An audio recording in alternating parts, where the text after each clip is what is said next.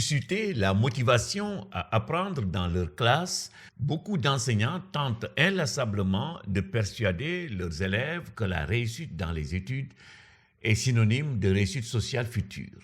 Autrement dit, l'école est un ascenseur qui permet à beaucoup de personnes de sortir de la précarité. Reste à savoir si travail et tu réussiras suscite encore le désir d'apprendre dans nos classes. Pas sûr.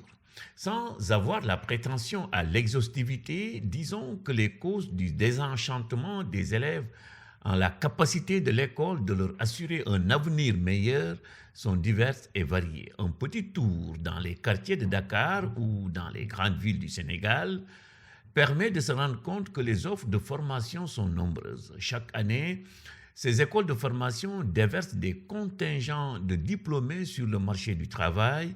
Malheureusement, peu d'entre eux trouvent un emploi.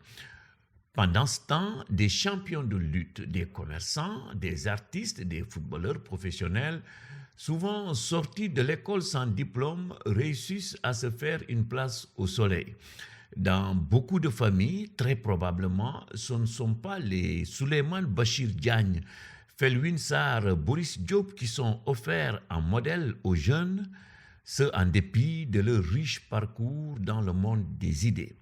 En lieu et place de ces intellectuels confirmés, dans la chambre du jeune, vous trouverez certainement des posters de Balla Gaye 2, de Boignan, de Messi, de Mbappé.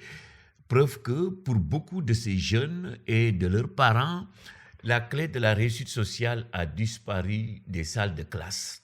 Dans ce contexte de panne de l'ascenseur social, l'enseignant peut-il persuader les élèves à fournir des efforts et à sacrifier des satisfactions immédiates? Sans perspective d'avenir crédible, les enseignants peuvent-ils relever le défi de la motivation chez les apprenants?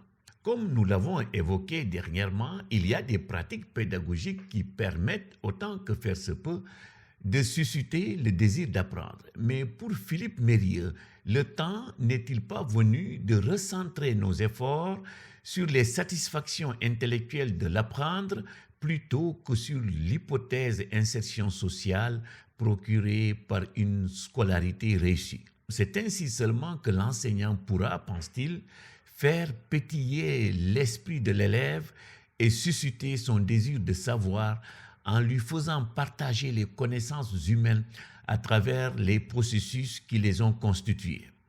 Pour ce faire, il revient à l'enseignant, poursuit-il, d'incarner dans son comportement d'éducateur le plaisir de chercher et la joie de connaître. C'est à lui de donner à voir les satisfactions que procure le travail intellectuel, à lui de témoigner du bonheur que l'on peut trouver dans l'aventure des savoirs. En résumé, l'idée n'est pas que l'école renonce définitivement à faire fonctionner l'ascenseur social, mais qu'elle ne doit pas perdre de vue la centralité de sa mission, éduquer et instruire.